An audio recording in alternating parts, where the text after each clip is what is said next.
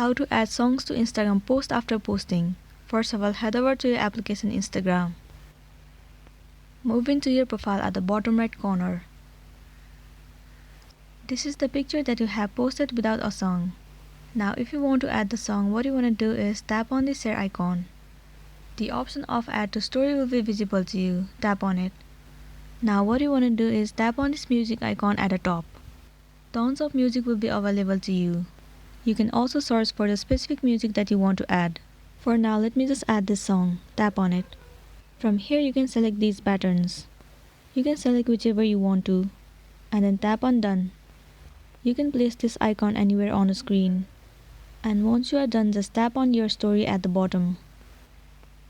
You can simply move into your story. So that's it, and this is simply how you can add songs to Instagram post after posting. I really hope this video is going to be helpful for you. Thank you for watching it till the end.